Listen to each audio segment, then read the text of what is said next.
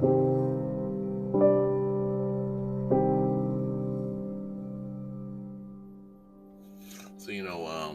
I thought I'd talk about the Tulsa, Oklahoma massacre of 1921.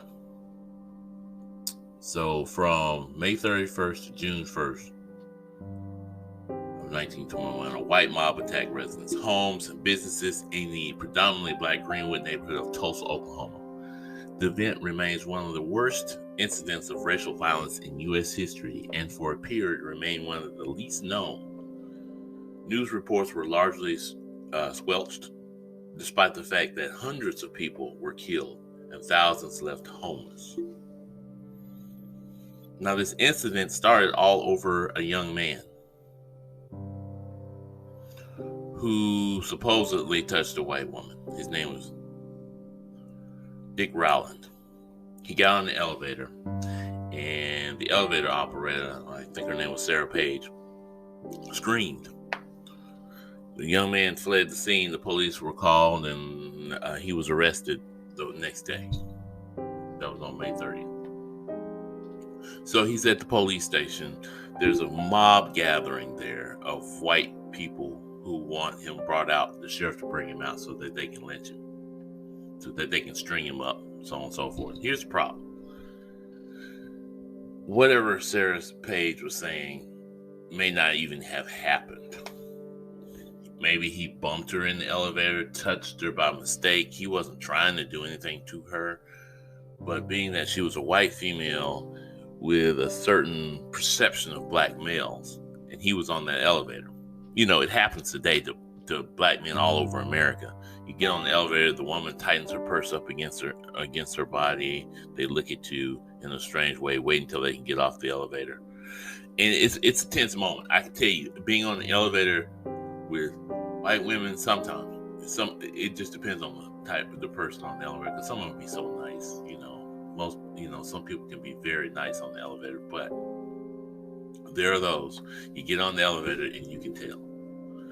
So both of you are in a tense moment. You're like, I hope they get off first. Just get off so this can be over with. I just don't want anything to happen. You're on that elevator. Same situation here, except it explodes and Rollins gets arrested. Once he gets arrested, of course, news spreads around town. Rollins is in jail. This black man's in jail. He done touched a white woman. So the white men come down to the sheriff's office and demand that they release this man into their custody so they can lynch him, so they can string him up. He does not deserve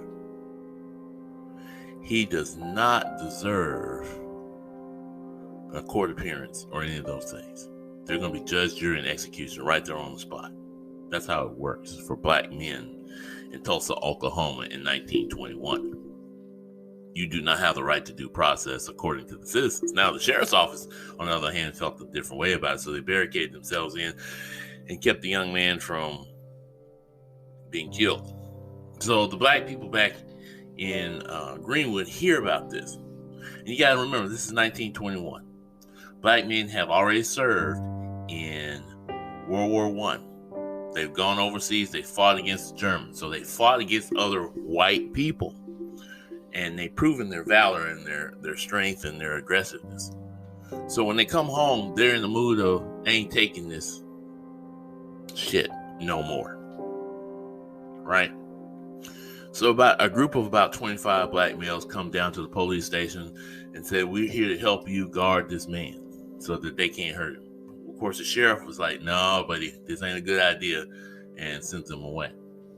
So then the mob comes back. Well, first of all, they storm a National Guard barracks, I guess, to get weapons and things like that. They storm the place and break it down, tear it down, and try to get weapons. They fail. But that mob comes back with weapons to the police sheriff's office. So the same 75. So here comes 75 black men saying, hey, we're here to protect this man. And the incident happens in front of the sheriff's office where shots are fired, of course. The angry white mob against the black people who are there to protect their own. So then they go back to their neighborhoods. The black people go back to their neighborhood because they're outnumbered. It's like 1,200 by this point of white people. Next thing you know, the white people are starting to go into the neighborhood.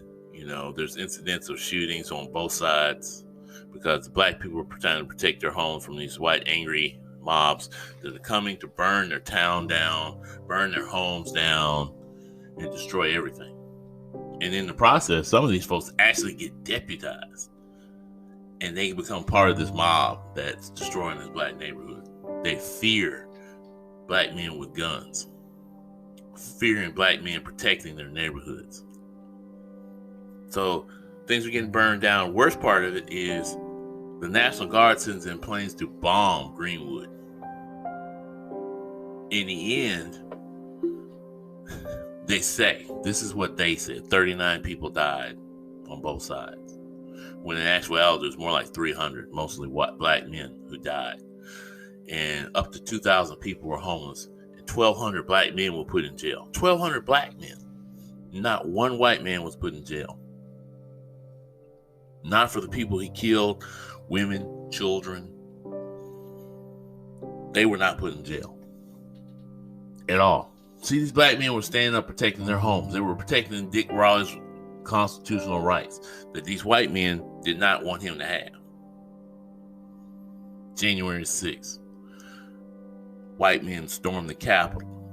Some 2 or 3 black people that were there don't even matter, because they're upset about an election, a democratically elected president who they say is illegitimate, based upon false pretenses by another president who lost the election and whose ego could not be properly stroked.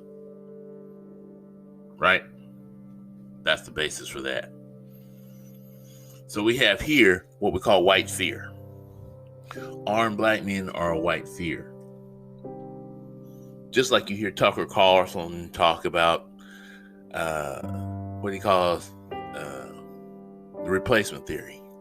He gets on there talking about the Democrats are trying to replace you with immigrants and black and brown people. Your neighborhoods are demographically changing, and there's something wrong with that, right? He gets on there and talks about that. So he puts all this fear in you. So folks like you, not you, but folks like us that are supposed to be Americans, storm the Capitol in fear of all this change. They're not, you had, what was it, a few years ago, up there in Virginia, where you had the people protesting saying they will not replace us. Those were white supremacists, by the way. You had them doing that, right? So here we are in Tulsa in 1921, when white supremacy and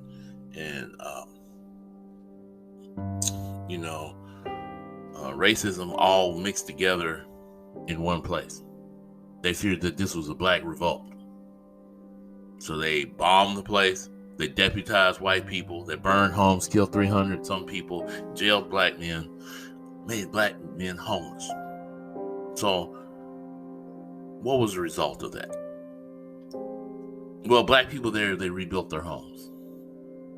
A lot of the businesses didn't recover. For one thing, since this was considered a riot or labeled a riot, the insurance companies would not pay for it. Because in their eyes, the owners of those places, it was their fault. Therefore, this is not a you can't use your insurance. So a lot of businesses didn't reopen. Black Wall Street was never Black Wall Street again. That neighborhood was so-so. And after years and years, that neighborhood sort of deteriorated. They tried to maintain as much as they could, but it deteriorated over the years. Black wealth had fallen out of the place. Of course, a lot of people had to undersell to banks, to white banks, to get out of the loans they were in for their homes and businesses. Here we are in 2021. If you go to that particular area, it is being gentrified. If you know what gentrification is where they come in and they build better homes, higher pay. Higher rents and higher mortgages, because the area becomes so valued that the only people that can move in are rich, middle-class white folks. Some black people, not many, that move into these areas. And basically, the black people that are in the area are priced out. And the sad part about this is a direct result of the Tulsa Race Massacre. So, we always get into this cost-benefit analysis. The cost to black people was their businesses, their homes, and their lives. The cost to white people was that Rollins was freed from jail, because there was no real charges that the sheriff could charge him with, because there wasn't really a crime. But he would have got, if that mob had got in there, he would have got hung. An innocent black man would have gotten hung because a white girl feared being touched by a black man.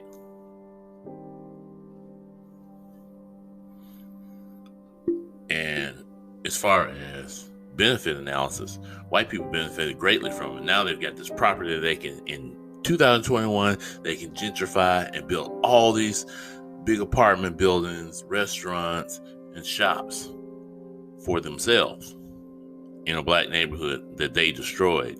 Or should I say, let's be fair, that their grandparents destroyed and their great-grandparents 100 years ago. That's who gets this wonderful property now. Black people are not benefiting from gentrification. Same here in Alabama. Black people do not benefit from gentrification. As anywhere in the world, we do not benefit from gentrification. Gentrification only helps white people. Oh, we've improved the neighborhood. We've stopped the violence in the neighborhood and taken out the riffraff. If you're a black person, please hang on to your house if you're in one of these neighborhoods. Don't go to the loans. Don't go to the white banks for your loans. Go to the black banks for your loans. I'm just being real, because you won't have a chance in those banks, because they're trying to put you out of your neighborhood, literally. And this is not all white people. So white people, please don't think I'm saying it's all white people, because that's not true. Some of you are innocently moving into those neighborhoods because it's a nice place to live. You see the old homes that they've remodeled. You're moving into those apartments because you want to be closer to the city, and you do want to be in a diverse neighborhood. Seriously, you want to be in a diverse neighborhood, but think about where you are, especially in Tulsa, Oklahoma. Think about where you are. That is property and land that belonged to black people that has been taken, literally taken, by white mobs with guns, who burned places down and killed people. And it has benefited their grandchildren. Whereas the other people whose this land belonged to have suffered untold years. And they were silenced. The newspapers didn't bring this up. It was not even taught in history classes. In fact, Tulsa in, 2016, voted to not allow to teach this in schools, because it's already being taught in schools. Here it is. Me, a grown man who loves history, never heard of the Tulsa Race Riots until 3 years ago. A lot of black people have not heard about them until a few years ago. Apparently, there's been research on this since the 70s. Did not know that. And it's probably briefed over if it is being taught in Oklahoma schools. In other words, it's probably like, oh yeah, by the way, the race massacre, this happened on this date, and and it was 39 people that killed. And that's not even the truth. It was 300. They're still looking for those 300 bodies. But there was 300 people killed that day. 6,000 people were homeless. And here we are, 2021. The only thing that's remained, I believe, is a church and a few buildings. That's the only thing that remains from that time. And the neighborhood's being gentrified by white people. Oklahoma nor Tulsa has decided to compensate the families for what they lost because of this. They have not. They still don't. They're still making a decision as to what to do. Apparently, looking at the situation, I would just give them the entire benefits of this. I say, hey, they need a check every month from those companies that are gentrifying that neighborhood. A check every month. That's what you would do for every black family in Greenwood, or every black family that's been pushed out of Greenwood. That's what I would do. I would make sure they get a check every month from the benefits, from the profits of that company. They do it in Alaska. From the oil companies, they get the people there get a check every month. The people of Greenwood deserve compensation for what the ancestors have done. I totally believe that. I totally believe they deserve compensation for what the ancestors have done. This is one of those stories that, my God, it's repeated time and time again. There's a Wilmington, South Carolina, the New York Race Riot, Chicago, Detroit, where people were blown up literally in buildings. The story of white rage. George Floyd, Trayvon Martin, Ahmaud Arbery. It's a lot of it out there. It's so many stories. I mean, I don't know how else you could put this. It's white rage. Literally white rage. It's ridiculous how this world has kind of just shoved stuff like this under the rug until January 6th. And we realize white rage at its zenith, how awful and terrible it is.